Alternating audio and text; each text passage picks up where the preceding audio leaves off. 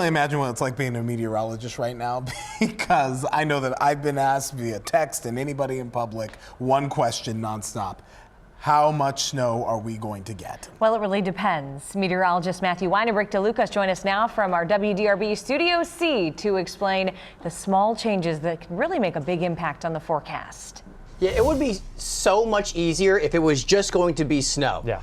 Because that way we know exactly what the snowfall ratio is going to be, how much snow we'll get. But there is a little bit of, let's say, intricacies. Intricacy that would also mean not just snow, but also some sleet and far south some freezing rain. So Matthew, he's looking at temperatures not at the surface, but 5,000 feet or a mile above the ground. You're like, what does that have to do with it? It has everything to do with the scenario that we expect to see here. So at the surface, most of this event is going to be below freezing. But higher up in the atmosphere, there is going to be a time period that we have temperatures just above freezing. So what's happening is the snow is falling through the atmosphere and it hits that warm layer, goes above freezing, and it turns from snow to sleet or maybe even freezing rain if it gets warm enough for long enough through that atmospheric profile. Right, so what Matthew's saying is the snowfall comes from the cloud, it hits that warm nose, it melts, and then refreezes once again before reaching down to the surface. Snow is quiet, but you will know if you have sleet because it's like ping, ping, ping. You hear it all over your roof or the car,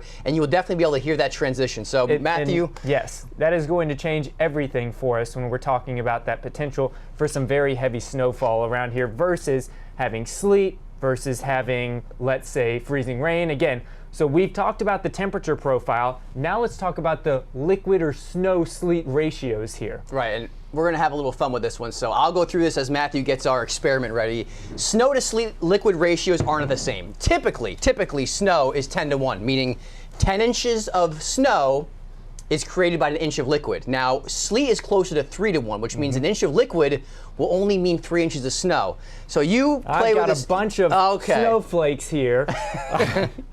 So you see, we put the snow into our little jar, and what we've got, after all of this nice fluffy snow has come down, a 10-to-1 ratio, we've gotten about 6 inches of snow, maybe a little bit more, right? But then if we have sleet on top of that. This is not perfect to scale, but think of this as your sleet, an ice cube. It's a much larger version. That's going to help compact that snow. So when you get out there at the end of it all, you're like, well, really, I think we only got 4.5 inches of snow. Well, in reality, the snowfall was definitely higher. And if all of this sleet had been snow, we would have had significantly more at the end of the day. Right, and so this is very important because the basic bottom line is the more sleet you see, the less snow you're going to end up with. So this is something that you have to keep in mind for the duration of this storm. It's not going to be the typical one, and it's going to start with a little teaser, meaning some snow showers possible during the day Saturday post 11 a.m. It's around 4 o'clock that we see that steadier snow, and that's going to continue overnight. Eventually, Matthew, we get that mixing line getting close to us. Yeah. And that's what the real key is here, exactly where that sets up, because where that sets up will determine who sees the most snow, who sees that sleet-snow combination, who ends up with some of that ice. So that's why you got to stay with us. As we go through the event tomorrow, we're going to have those live updates for you. YouTube, Facebook, and on X.